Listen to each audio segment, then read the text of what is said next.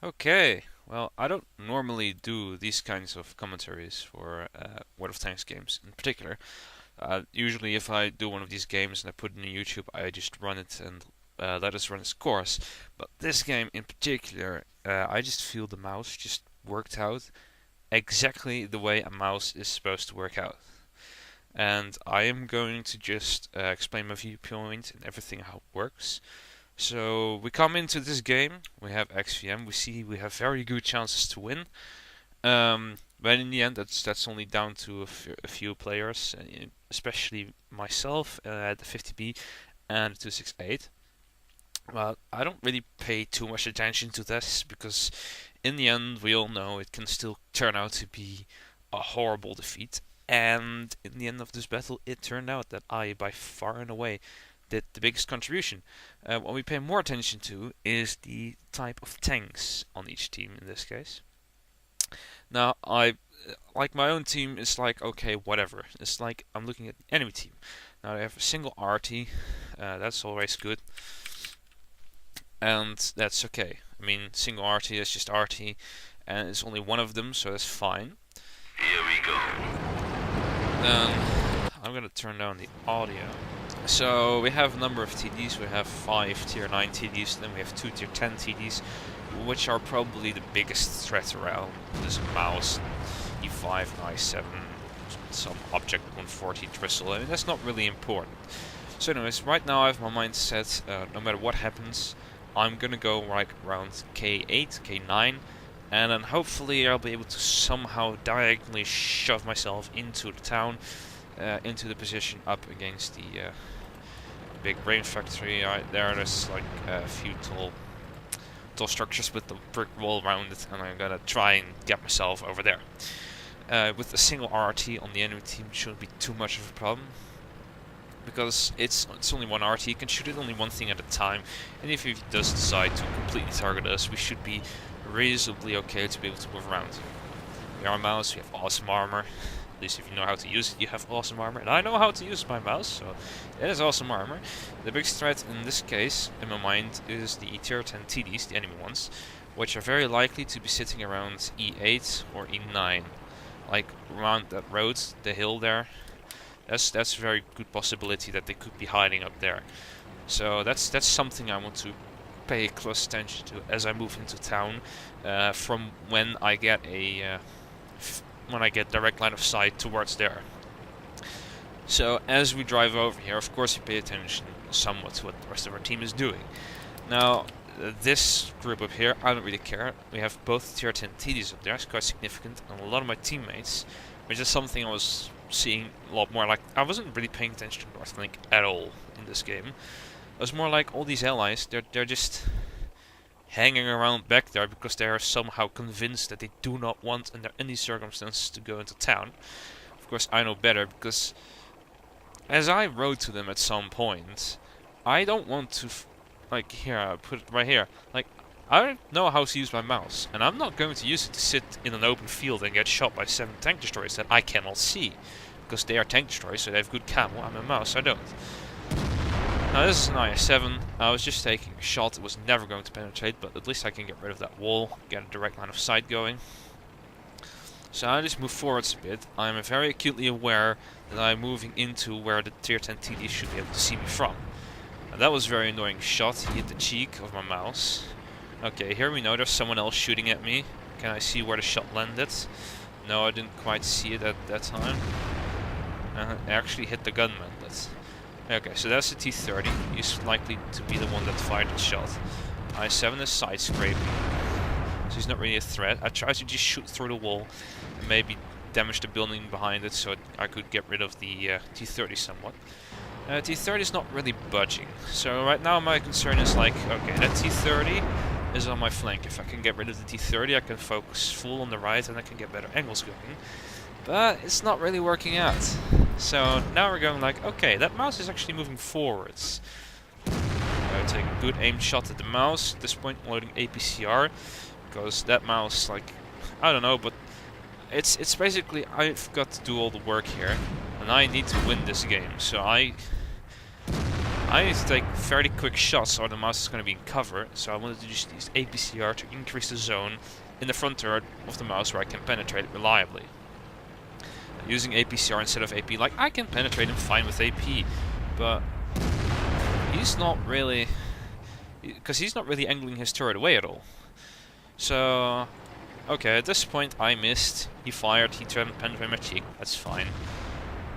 I know he's going to be firing at about the same time. There he hits my mantlet. I'm very happy about that. 7-4 bounces, I-7 bounces. It's like when I'm looking at that mouse, the rest of the tanks don't really have a good angle on my mouse.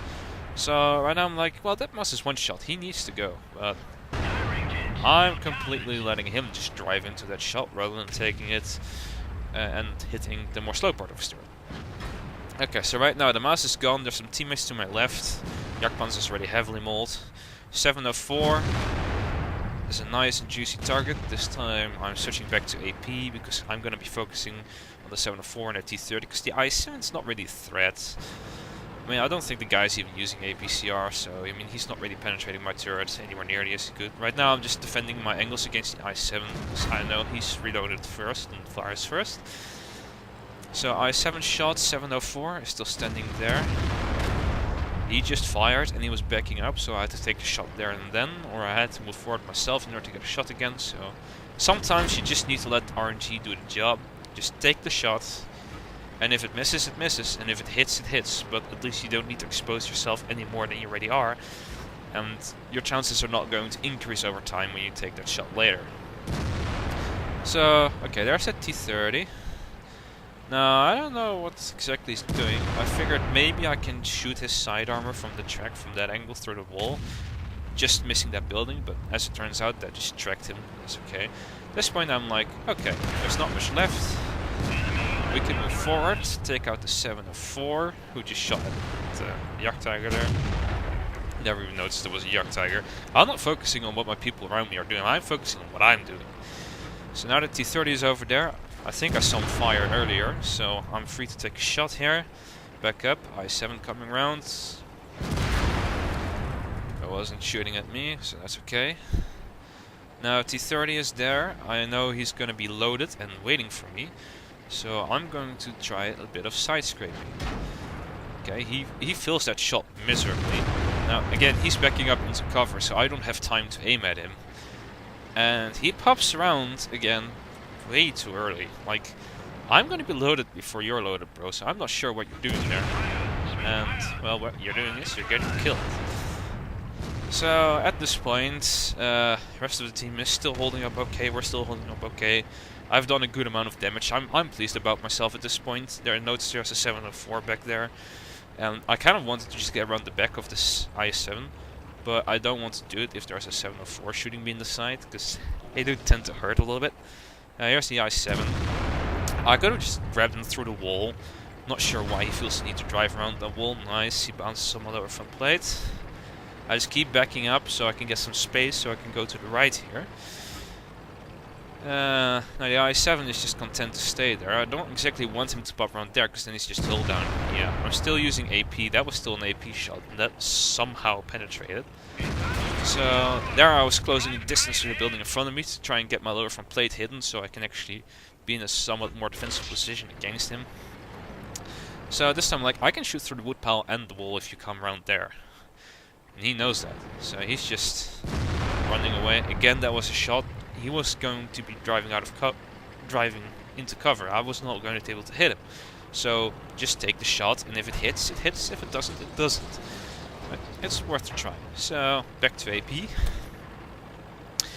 By the way, if you're wondering, my standard loadout is 40 AP, 20 APCR, and 8 high explosive. Now I drive around here in I7. I'm not sure if he entirely realizes. Then I'm like, oh shit, there's a 704 over there. I didn't notice that one. Okay, well I have no time to turn my turret back. That was RT. I have no time to turn my turret back, so I'm just gonna try and tank it with the back of my turret. He ends up hitting my side turret, which was a mistake. So anyways, I know he's still loading, so I take a shot on the 704, because 704 in this case takes priority. At this point, I'm just focusing on the 704. Now I7 damages my Amarak, which is kind of annoying. At that point I was still loading, it's just the replay didn't quite catch how slow the loading was on that one for some reason. So right now I'm focusing like, okay, if I just stay close enough to the 704, I just need to suck the hits from the i7, because there's nothing I can do about him. I need to focus on the 704. i7 rams me in the back, that's really nice, that does a lot of damage to him. That was a bit of a gamble. I figured I can be fast enough, shoot him on the left side, and then just focus there. Okay, then the 704 kills himself by running into me, which is really nice. So now I can just focus on the i7 itself.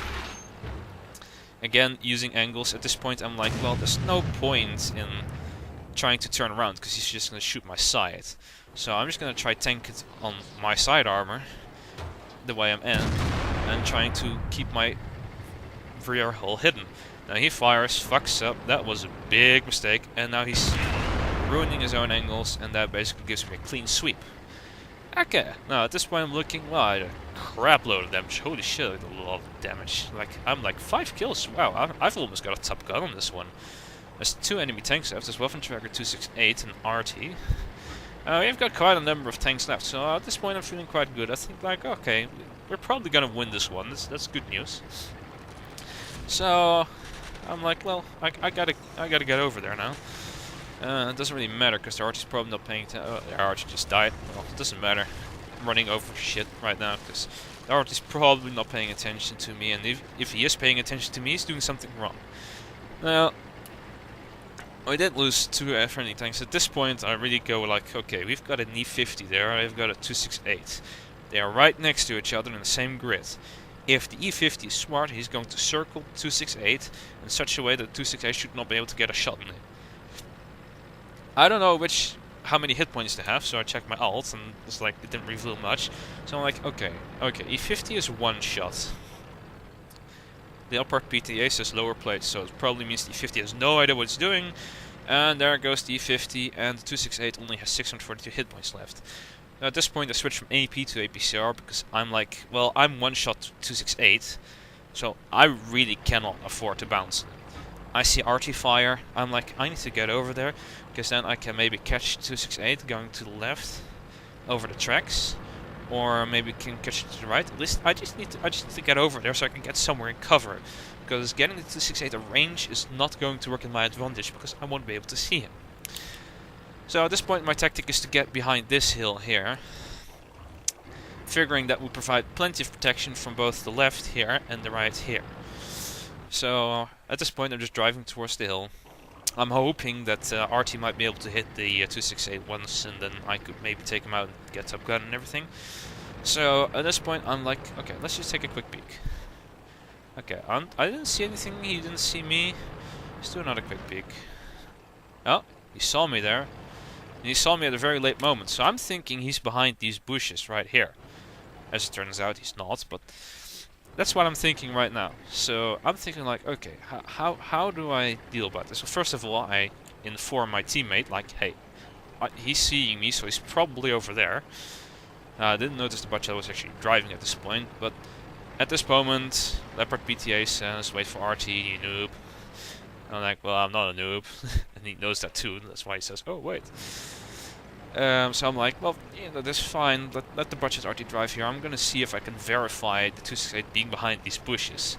So what I'm gonna do is I'm gonna side scrape around the left side from this hill, and I'm gonna see at the point when the bushes become visible, and if he spots me, then we will know he is there.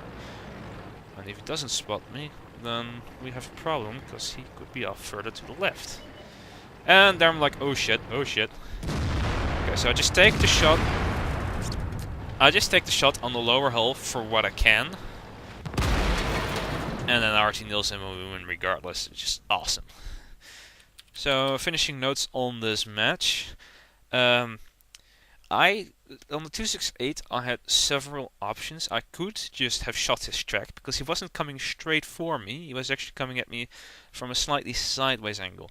I could have shot his track and gone like, ha ha ha, and then try to circle jerk him in the mouse, which, you know, trying to circle anything in the mouse is not really that ideal. And of course, I have no idea if that guy used his repair kit when fighting the E50 earlier.